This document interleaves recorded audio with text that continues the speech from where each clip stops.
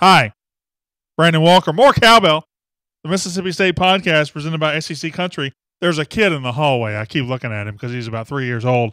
Boy, I love a kid.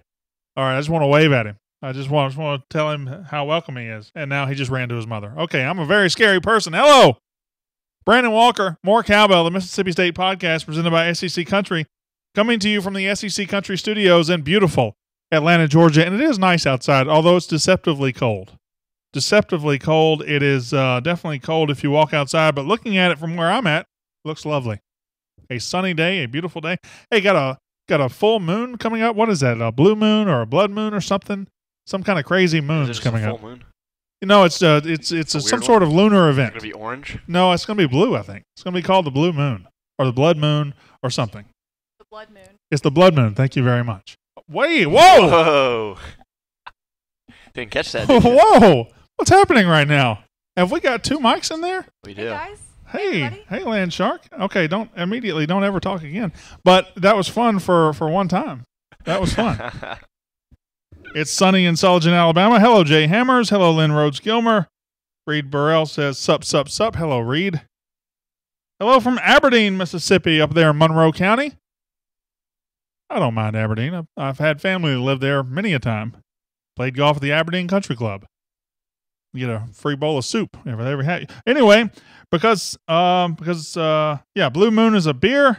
Did Landshark just talk? She did. That was unfortunate, I know. Hail State from Cincinnati, Jim Call. First blue blood moon in 150 years. So there you go. I told you it was a lunar event. And I think there's also an eclipse mixed in there with it. No, it's tomorrow morning.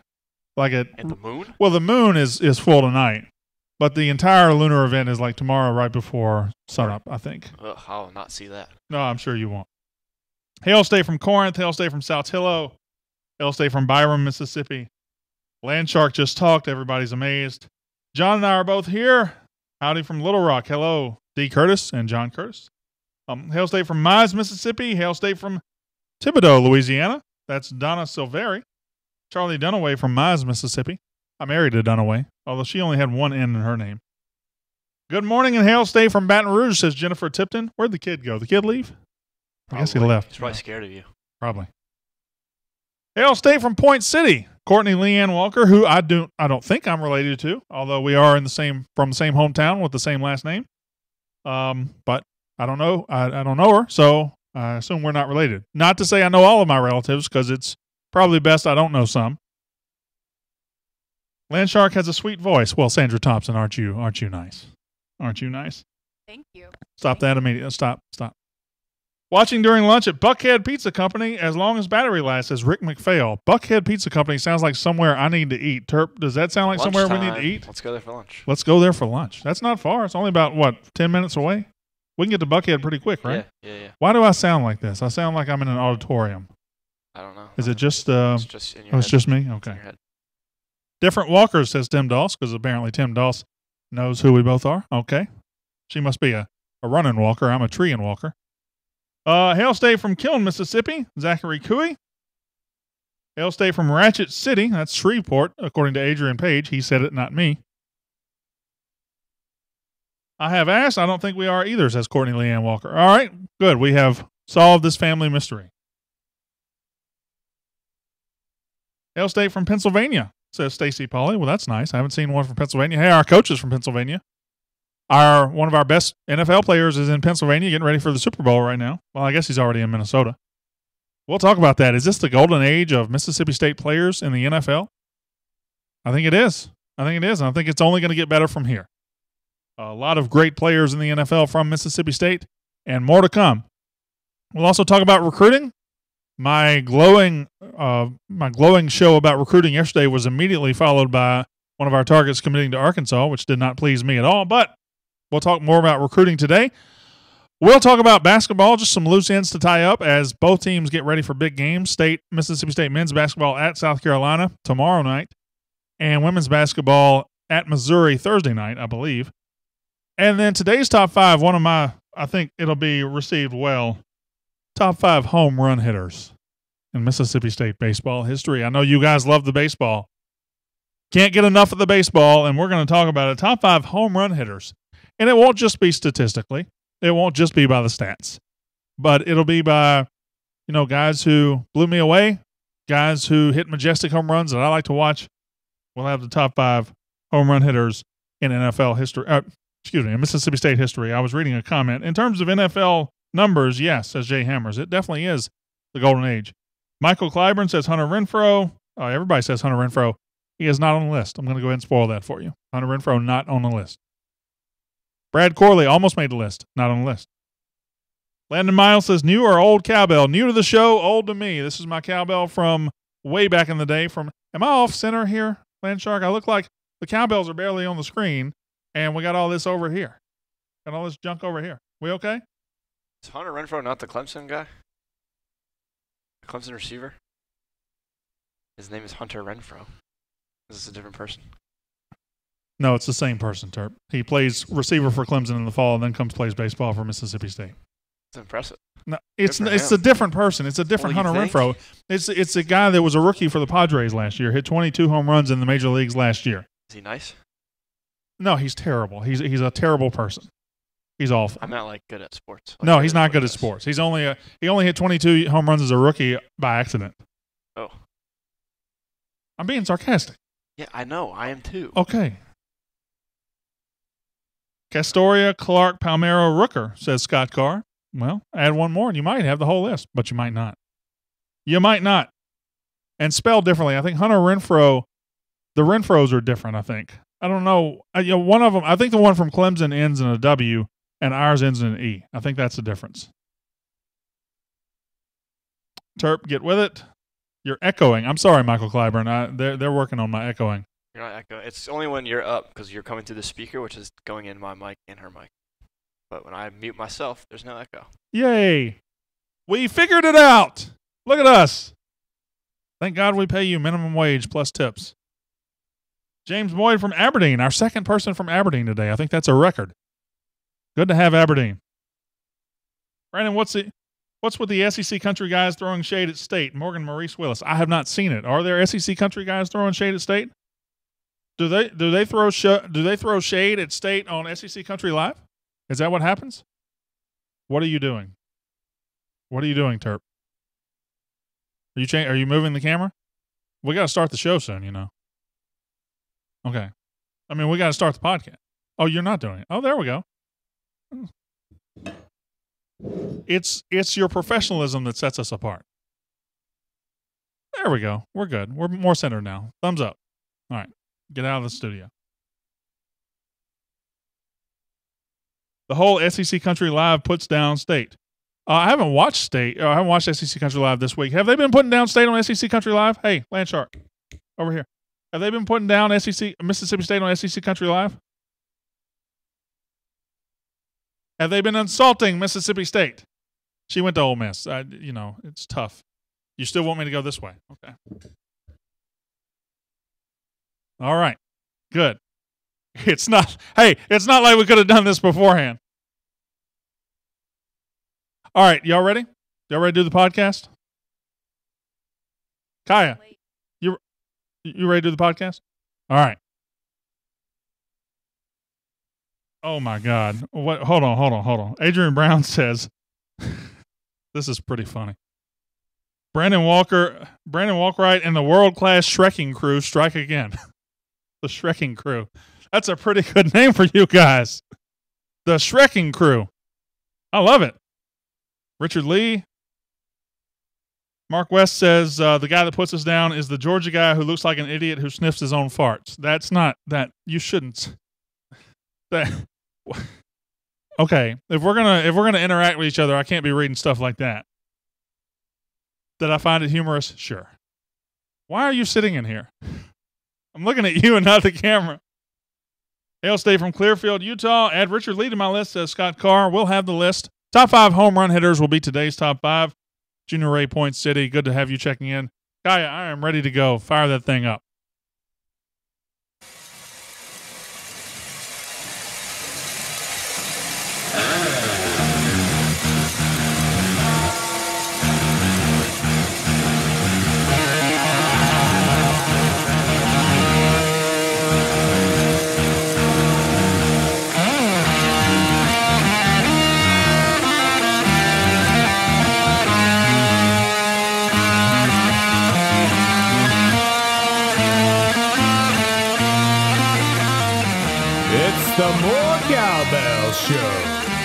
Brought to you by SEC Country. And now, your host of the More Cowbell Show, Brandon Walker. All right, filmed live before a studio audience, Brandon Walker coming to you on More Cowbell, the Mississippi State podcast presented by SEC Country. Coming to you from the SEC Country studios. We got Landshark on the other side of the glass doing the camera work. We got Terp doing whatever Terp does. We have another producer in there doing her producer things.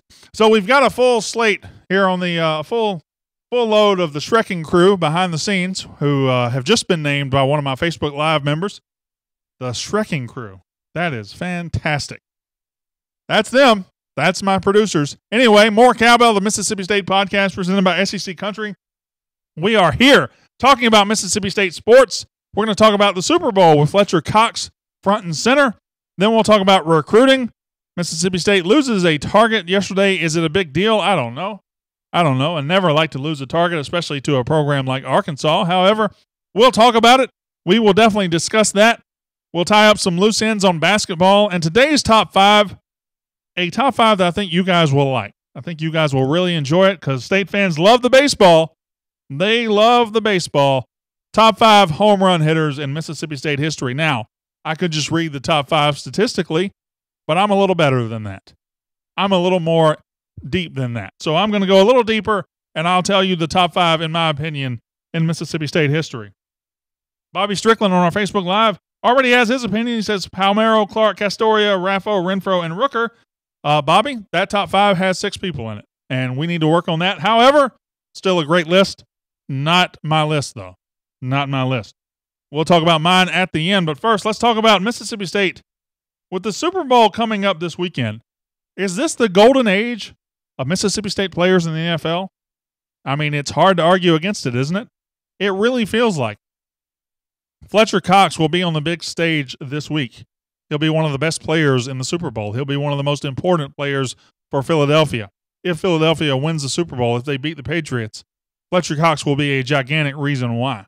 He is probably the best player on that team, and that's a really, really good team. The best defense in the league, and he's the best player on that defense. So Fletcher Cox is on the big stage. He is representing Mississippi State at the highest of the high as far as football is concerned. He is on the big stage in the big game. Is this the golden age of Mississippi State players in the NFL, though? I look at a guy like Fletcher Cox because not only do you have numbers in the NFL right now, not only do you have more players in the NFL from State than you've probably ever had, but you got good players. These aren't just guys. These aren't just the Treadwells and Kinbichis of the world. These are good players in the National Football League. These are guys that make differences. Fletcher Cox, one of the best players, probably one of the best 10 or 15 players in the NFL. Played at Mississippi State for 3 years, has been a keystone of the Philadelphia Eagles for the last, 5 or 6 years now. Darius Slay is an all-pro guy from the Detroit Lions. Played at Mississippi State, was very good in the defensive backfield with Jonathan Banks. KJ Wright has already won a Super Bowl for Seattle, has been one of their cornerstones up there of that defense for a long time. Gabe Jackson, one of the best young offensive linemen in the National Football League out there in Oakland. Pernell McPhee having a good career. Pernell McPhee, pass rusher, he's having a good career. Chris Jones, again, one of the best young defensive linemen in the league. Whenever you watch Kansas City, you would see Chris Jones. Even if you weren't looking for him, you're going to see him because he's going to make a play. Bernardrick McKinney on another very good defense. A very, very, very important part of the Houston Texans' future. These are not just players. These are good players. These are players who are going to be good for years to come. Bernardrick McKinney is going to be there for the next 10 to 12 years. Chris Jones is going to be there and be important for the next 10 to 12 years. Fletcher Cox is in his prime right now. And, oh, yeah, how about the starting quarterback of the Dallas Cowboys, Dak Prescott? How about Dak Prescott, one of the faces of the NFL? How about Dak Prescott, the guy who has sold more jerseys this year than anybody in the entire National Football League? Remember him? He is one of the most recognizable faces in sports right now, and he is representing Mississippi State. That's 8 or 9 good players, not just players. That's 8 or 9 really good players, along with Dak, who, again, one of the young faces of the National Football League. I wouldn't watch Dallas Cowboy games. I wouldn't care about them if Dak wasn't there. And I'm not sure how much I'd care about the NFL if we didn't have such a presence right now. I'm not sure I'd even watch this Super Bowl. I've watched every Super Bowl since the first one I watched, which was Super Bowl 20, Bears against Patriots back in 86. I've watched every one, but I've kind of lost interest.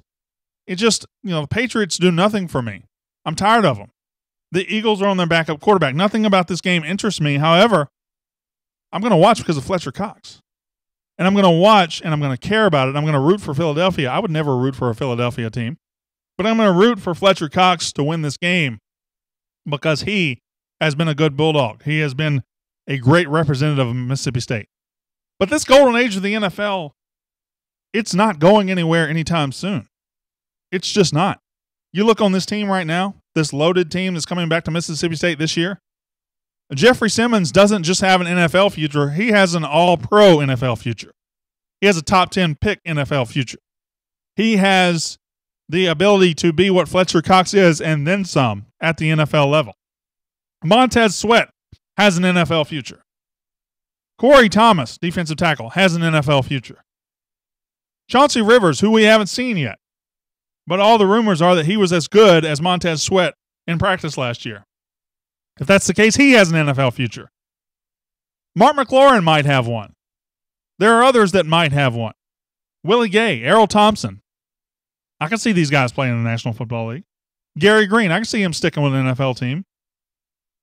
He's young, but Kylan Hill, probably our most NFL-type running back we've had in a long time. But it's just beginning, this golden age of NFL football for Mississippi State. And credit to Dan Mullen. He's put a lot of guys in the league. Credit, I think, Joe Moorhead, if he picks up right where Mullen left off. This is nothing but good for State. It is nothing but good for State when these guys go on. Because I know a lot of college fans, I don't care about them when they get to the pros. I'm not that guy. I care about them when they get to the pros. I want to see them all make all pro. I want to see them win Super Bowls. I want to see a guy from Yazoo City come up through Mississippi State and then become one of the best players in the league and then be on the brightest stage. I want to see Dak Prescott be the guy that goes to Dallas and wins Super Bowls and becomes a gigantic star. It's good for State. And there's been times in our past where Eric Moulds, Fred Smoot were in the league at the same time. Pork Chop Womack was in the league at the same time. There's been miniature times where we've had several good players in the league, but not like this. Definitely not like this. It's a special time to be following Mississippi State on Sundays. Sundays starts with recruiting. It starts with getting guys to your team. It starts with getting guys to sign on the dotted line to come be Bulldogs. Because if they're not Bulldogs, they can't become Bulldogs in the NFL. So yesterday my show was about how I've been impressed with Joe Moorhead and his staff of kind of staring down some problems that plagued the last staff in recruiting. I used Fabian Lovett as an example, the defensive lineman out of Olive Branch. Now, Fabian Lovett seemed like he was an orchestrated decommitment by Ole Miss. And he decommitted very publicly on New Year's Eve. And it seemed like it was a dog and pony show, one we've seen a million times from Oxford. But it also seems like Joe Moorhead and staff have stared that right in the face, said, okay, whatever, you don't impress us, and they've gotten Fabian Lovett seemingly right back in the fold. If that is true, if he signs with Mississippi State, that's impressive. But after my show gushing about the staff and the recruiting, we lost a prospect, Ryan Winkle, from Memphis to Arkansas. And that's the third, maybe the third prospect that we wanted, Ladarius Bishop, Miles Mason, and now Ryan Winkle, that has decided to go to Arkansas. Which, yeah, does it show incredibly poor decision-making on their part? Sure. But it also shows that, the staff hasn't won every battle so far. So that's one thing. Am I going to melt down about it? No. The funny thing about this early recruiting cycle is there's so much hay in the barn right now. State's already got 15 guys signed, including your future quarterback, your future receivers. They've got so much work already done that now that we're going into the real signing day, we're putting a lot of emphasis on guys that really probably don't even matter in the long run. Like 3-star Ryan Winkle, who didn't get much attention from anybody until the early signing period passed, all of a sudden is coveted. It's weird. I think kids are going to realize if I wait until February, I'll be a much bigger deal than I would have been in December. And I think eventually we'll get rid of the early signing period altogether. But remaining on the list, it looks like we're after these guys, and I'm sure there's a couple of more. But these are the guys that seem like they're circled that could be in Mississippi State's class, or definitely somebody to watch as far as battles for us going down the stretch run. What do we got? 8 days until signing day. It's next Wednesday. Safety Aaron Brule. I say Brule. Steve Robertson said Brule. He's probably right, but I just don't want to say Brule. I'm sorry. I'm going to say Brule. I'm going to rename that guy to Brule. Sorry. From Louisiana, it's down to State and Arkansas, it looks like. Last night there were rumors he might commit to Arkansas. If he's done that in this show, I hope. I apologize, but he's definitely on the list. Offensive lineman Tyrone Sampson, a 4-star from Detroit, Michigan. A name that has just popped up recently.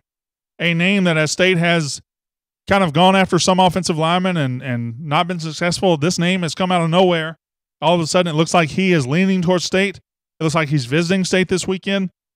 It looks like Joe Moorhead and company might be able to pull a rabbit out of the hat and replace some lost offensive linemen with a 4-star from Detroit, Michigan. I got to be honest, that's also impressive. Fabian Lovett, again, the 3/4-star guy, defensive lineman out of Olive Branch, very good player. Cornerback Eddie Smith, a 4-star cornerback from Louisiana. It's a fight with Alabama. That's never pleasant. Tight end wide receiver Nathaniel Watson, who has committed to us for a long time. From Alabama, hasn't signed with us. Asias Furge, a cornerback from Clarksdale, hasn't signed yet. Committed to us for a long time.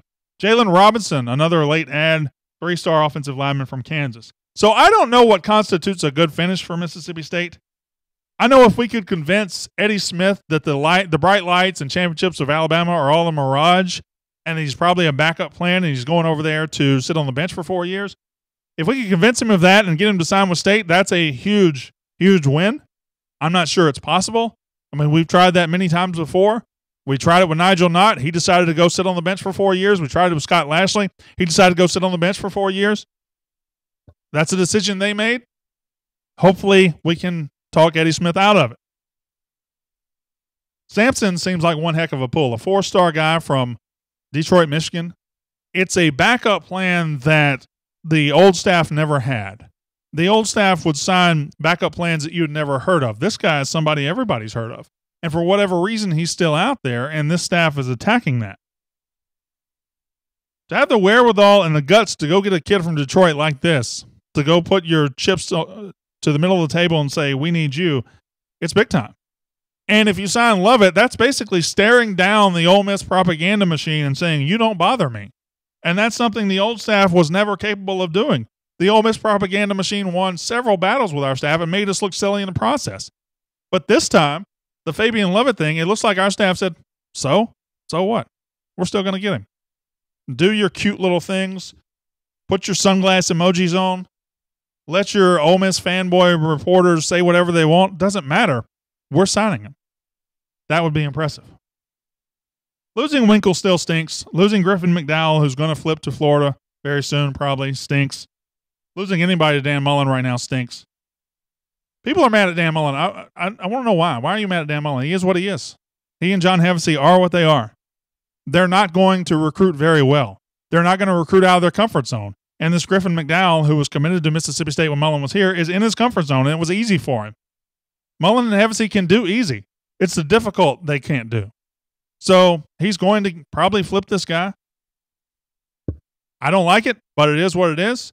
This will probably be the last year we have to worry about Dan Mullen dealing with or trying to steal our recruits or our commitments.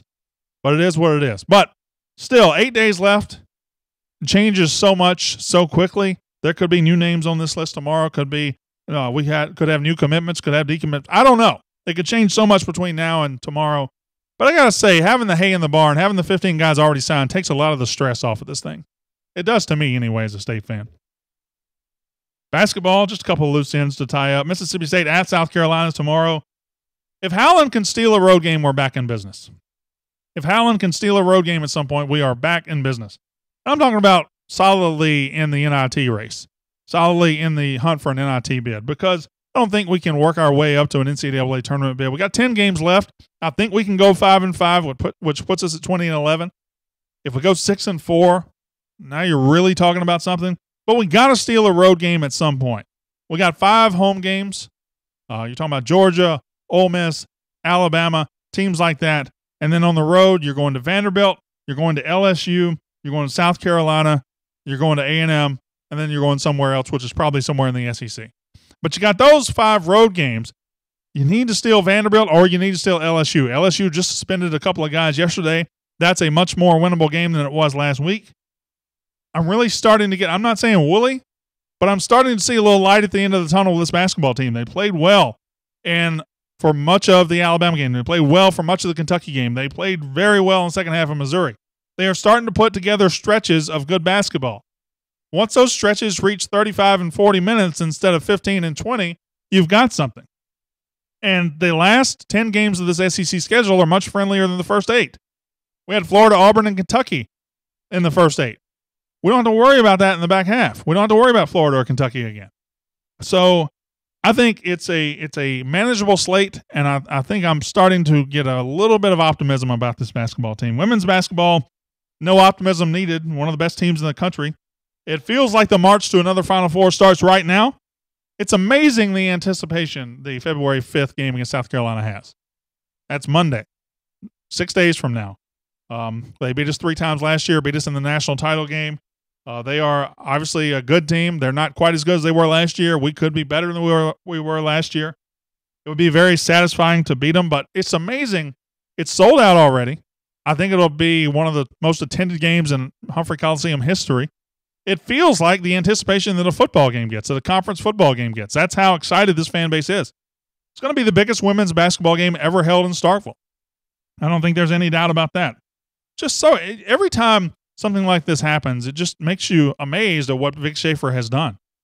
He has built a national title contender, a national title favorite outside of UConn in Starkville from nothing. And it's amazing. It's just every time I start thinking about one of these games or one of these events, I just think about the job Vic Schaefer has done, and it's as miraculous as any job any coach has ever done at Mississippi State University.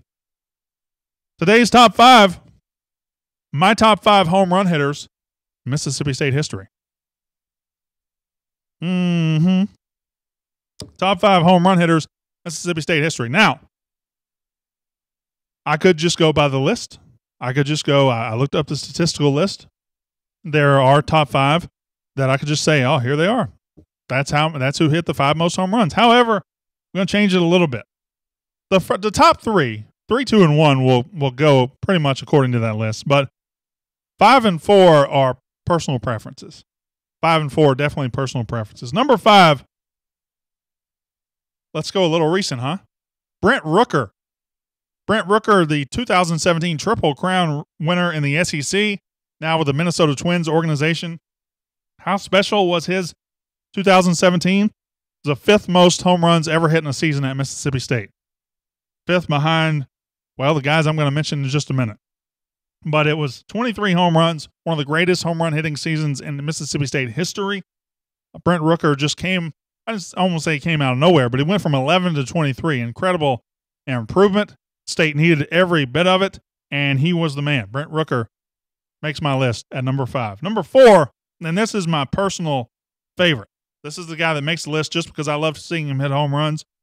When I was 9, 10, 11, 12 years old, my mom worked as Richard Williams' secretary. Her office was in the Humphrey Coliseum. And during spring break every year, and then towards the second half of school year when baseball started, I would get to go to work with her simply because she would be at work, and she would babysit me by throwing me over to the stadium and letting me watch whatever midweek game was. And I'd just go over there and I'd sit in the right field lounge because nobody was there that day. And I would sit in the right field lounge right by the foul pole. And the guy that hit me the most home runs was Tracy Eccles. Tracy Eccles was the guy that I could count on to hit balls into right field so I could go get them. You know, that was back in the day where if you caught a foul ball, they'd chase you down and threaten your firstborn to get it back. But home run balls, they didn't really care about. So I would catch home run balls from Tracy Eccles. So he's my number 4. He's 5th all time in Mississippi State history with 47 home runs. But he's my personal favorite. Number 3. Usually I do this by my lifetime, and this guy was in my lifetime. However, it was my first 4 years of my life, from 79 to 82. Bruce Castoria shares the single-season record at 29 home runs. 29 home runs in the college baseball season is just amazing. He's 3rd all-time with 58 home runs at Mississippi State. And from what I hear from people that saw him play, his home runs were majestic. They were works of art. They weren't just wall scrapers. They were the real deal. Bruce Castoria, number 3. Number 2 and number 1, guess what? They were teammates. You already know who they are. Number 2 is Will Clark. Will Clark played 175 games at Mississippi State. He had 534 at-bats, which is pretty much an average season of at-bats in Major League Baseball, and he hit 61 home runs. Unbelievable. Second all-time, 1984, he hit 28 home runs. 1984 also, we talk all the time about the 1985 Bulldogs, and with good reason. But 1984 is when Palmeiro hit 29, Clark hit 28. What happened in 84? I don't know. I know we went to the World Series and almost won it in 85, but what happened in 84? I mean, those guys, that's when they hit their most home runs. That's when those two guys were a little better. Will Clark, again, my favorite Bulldog ever. He hit, I was a San Francisco Giants fan because of Will Clark in the late 80s. I was a Will Clark guy. But number 1, Rafael Palmeiro, 183 career games, 67 career home runs. That's absurd. 29 home runs in the season, still a record. He shares it with Bruce Castoria. But, again, 67 home runs in 183 career games. That's just a little more than a Major League season, and he had 67 home runs. Unbelievable. Clark and Palmeiro, I think it's even underrated how good they were in college because, two teammates, the two best hitters in school history, played together on the same team. That's unbelievable. And I think we play it up. We had the documentary a couple of years ago. We might have a statue of them soon, but even that falls short of how good they really were. That's my podcast today. Nothing falls short on this podcast. I'm terrific. We'll be back tomorrow to talk about, I don't know, something. If you have a today's top 5 idea, give it to me at bwalker_SEC. Yeah, that's it.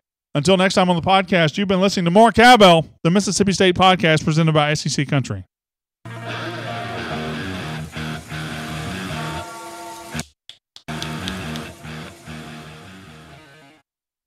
So back on the Facebook Live. Thank you. Josh Crumpton said, where did Hunter Renfroe fall on the list? He didn't make the top 5. I didn't make a top 10. He could be on the list, but I didn't feel like I like Tracy Eccles, and that was the one guy that I used for this list that, maybe didn't belong, but I loved watching him play, and he was one of my favorites when I was a kid. Top 5 linebackers. We could do that one day. Could definitely do that. Junior Ray says Palmeiro, Clark, Rooker, Renfroe, Castoria. So he has my list, but instead of Eccles, he has Renfroe. Why didn't Renfroe make it? Okay, everybody calm down about Renfroe. What are you, personal friends of the guy?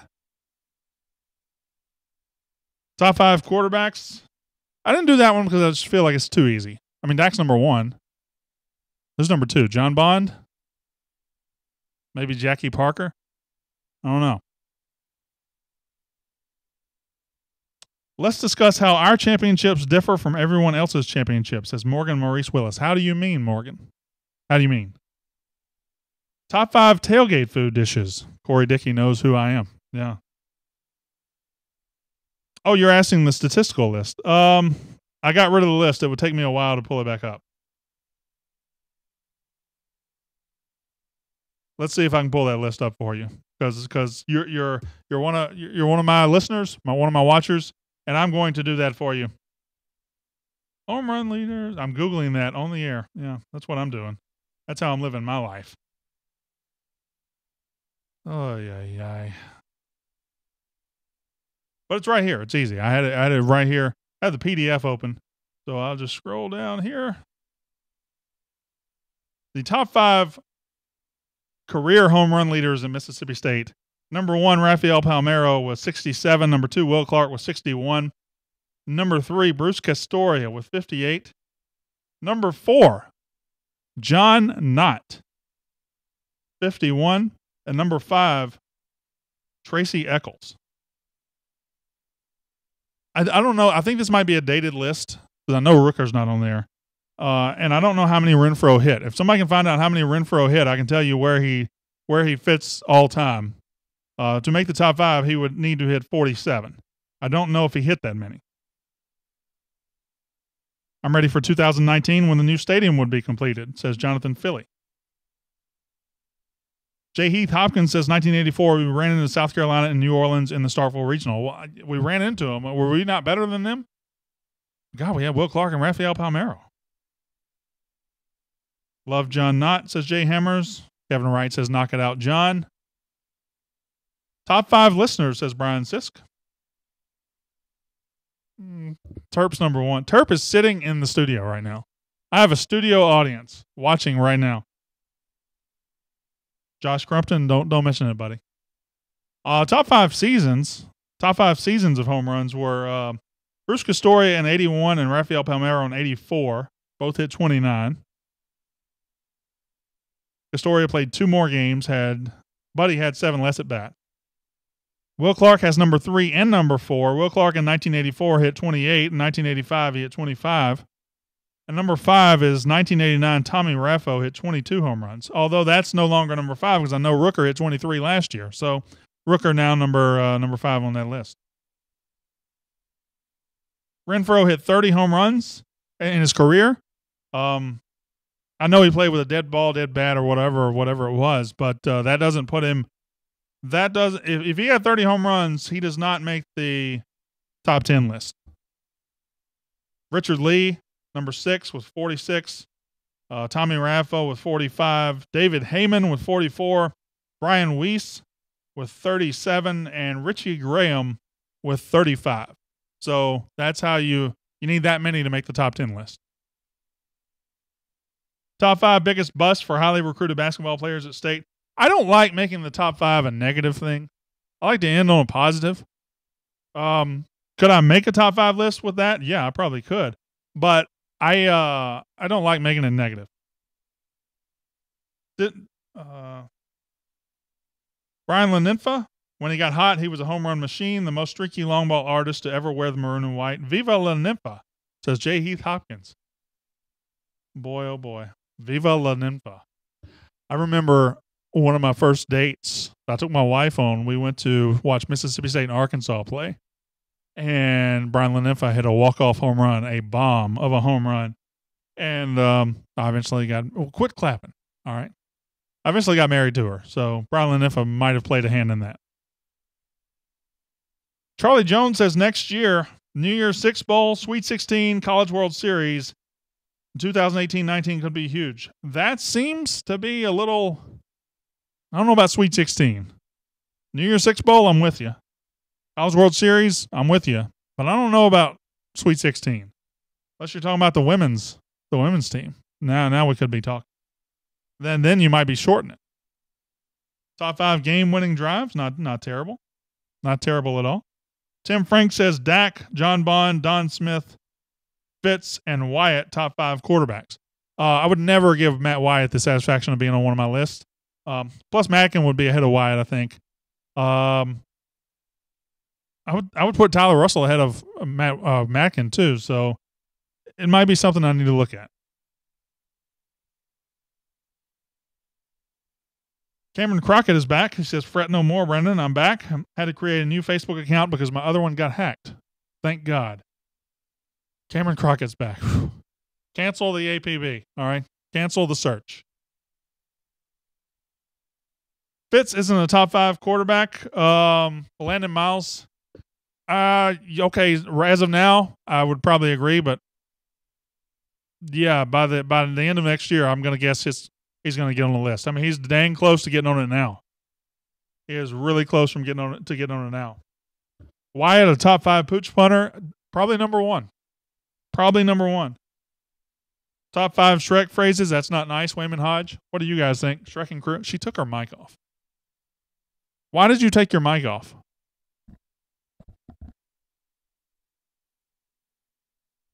And you listen to me? I tell him not to talk every day, and he keeps talking. Hello. How are you? What you going to eat for lunch? That's not an answer. No. I do want to go to lunch, but not in the same building with you. Michael Clyburn is in the top 5 of the listeners. I would put Michael Clyburn in the top 5, wouldn't you? Steve C is up there. Bonnie. Junior. Although I don't want Junior to have satisfaction either. What? Adrian D. Brown? Maybe a top 20. We might need a top 20. Jay Hammers, a good one too. Who set up your cameras to the left, says Morgan Maurice Willis. I don't know. These guys in here. For some reason they get paid. Hello. For some reason they get paid. Oh, I'm still over here. Okay. So I'll look over here now. What's up? Oh, hello. All right, good deal. Worst football coach in history, Landon Miles. Again, I like for these to be positive. Don't you guys like for these to be positive? Don't you like to come out of these shows feeling good about Mississippi State? Feeling good about things? I do. And I'm not going to do top 5 Shrek anything, although I do love the Shreking crew. That's one of my favorite things that's ever happened on the show. Charlie Jones says, we have used NIT appearances to launch into big seasons next year. 94 to 95, 2001 to 2002. It could happen with who we have coming back and adding Perry, Woodard, and Stewart. I would add 1990 to 91. In 1990, we went to the NIT, won one game against Baylor, then lost in the second round. The next year, we won the SEC championship. You're right. Using the NIT as a springboard into the NCAA tournament is something teams do all the time. So getting the NIT would be a big deal. It would be postseason basketball, which we haven't had here this decade. That is the most depressing thing I've ever said out loud. What if I came to you in 2010? What if I came to you in 2010? Steve C says the left camera angle is best because it's further away from Brandon. Steve C is a bad person. Hi, Steve. There's your camera angle. The Steve C Memorial camera angle right here. What if I told you in 2010 that in this decade, Mississippi State will never go to the NCAA tournament, but will go to a bowl game every single year? Would you believe that? Would you have believed that? That's unbelievable. That is it's amazing. You never would have thought that after going through the 90s and the 2000s. Charlie Shire would be number 1 worst coach of all time, and it's not close. I'm not here to downgrade Mr. Shire. I don't know him. But apparently we're going with this camera angle today. I'm not sure why. Top 5 bad Bama coaches. Because Steve C, and he sent you candy. Okay. Again, Steve C sent Terp candy and Landshark candy. Didn't send me anything. But he did send me this bell for the show. And I appreciate that. Can you all send me bells so I can just have bells all the way around? I want to have 10 or 12 bells right here. Top 5 MSU upsets in football. Well, 1980 would be easily number 1. Fred Harley says, "What's up, Terp?" Top 5 MSU upsets. Wow. I'd have to really think about that. We have number 1. We just had to fill in the rest of them, right? Terp says, "What's up, Fred?" I'm a titch hurt that I don't know what a titch is, but I'm a titch hurt that Steve got mentioned before me, but at least I'm in top 5. Bonnie, you're my favorite. All right. But Steve sent candy. He sent candy, so the producers are like, whatever Steve C wants, he gets. 1996 would be number 2. Yeah, probably. 96 against Bama, 17-16. That's a good one. How about beating Florida the way we did in 2000 when they were number 3 in the country? I think that would make the list, right? And I struggle. Like, some of them are upsets that aren't really upsets. Like, somebody mentions LSU 2014. That's not really an upset. We were better than LSU that year, just nobody knew it yet. So it's really hard. How do you define upset? When we were just not as good and we beat a really good team?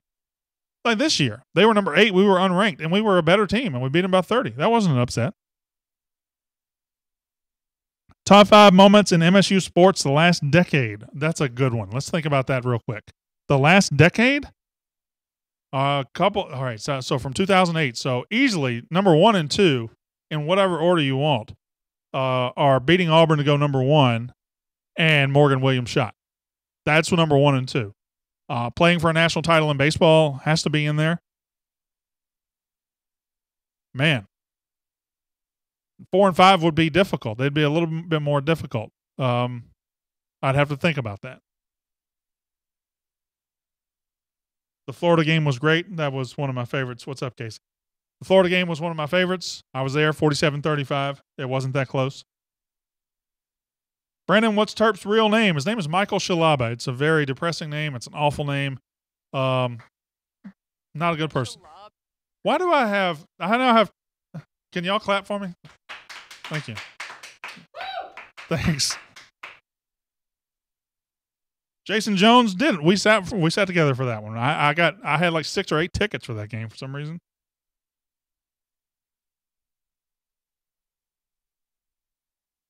He doesn't even claim MSU. People won't claim.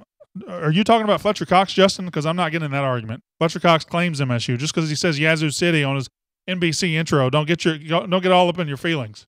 I have no problem with a Mississippi State player calling out his hometown. In fact, I encourage it. He claims Mississippi State, if that's who you're talking about.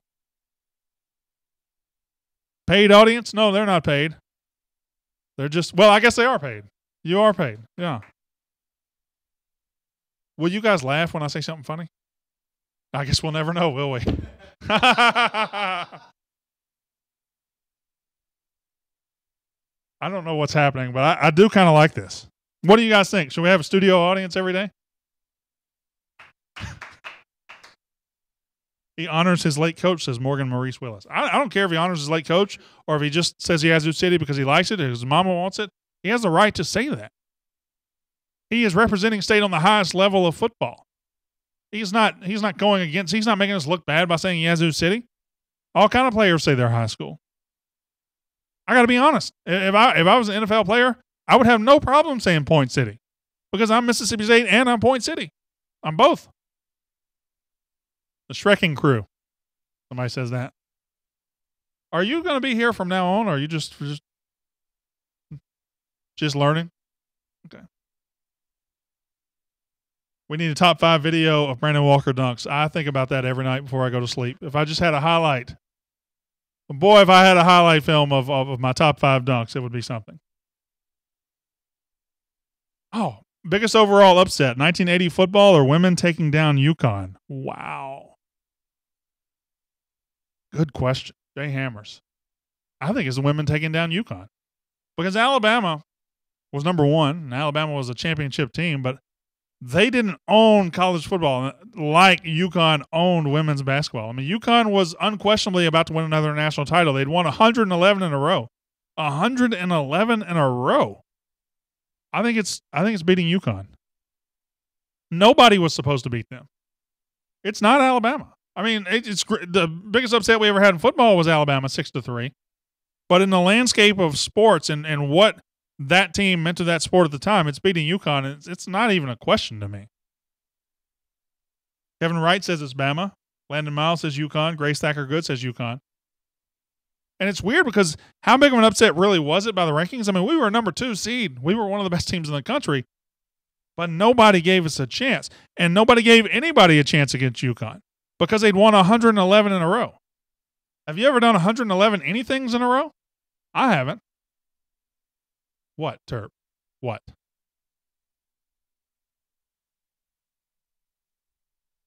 The year State beat Spurrier and Starville and Spurrier threw his visor and the scrubs were torn up and the goalposts were taken down. Don't recall the year. That was 2000. That was 2000. Mississippi State 47, Florida 35. Oh, it's 12:35, Land Shark. You just letting me go all day out here? You got to tell me. Yeah, I think it's UConn. It's a good question, though. Definitely a good question. But, unfortunately, I have to wrap it up. No, let's do it again. But unfortunately, I have to wrap up the show. We'll be back tomorrow. Hey, I said we'll be back tomorrow on more Cowbell, the Mississippi State podcast. I appreciate you being here. Again, we'll be back at 10:45 Central Time to do whatever we call this again tomorrow. Please disregard what just happened and come back. Until next time, my name is Brandon Walker. You've been watching More Cowbell, the Mississippi State podcast presented by SEC Country.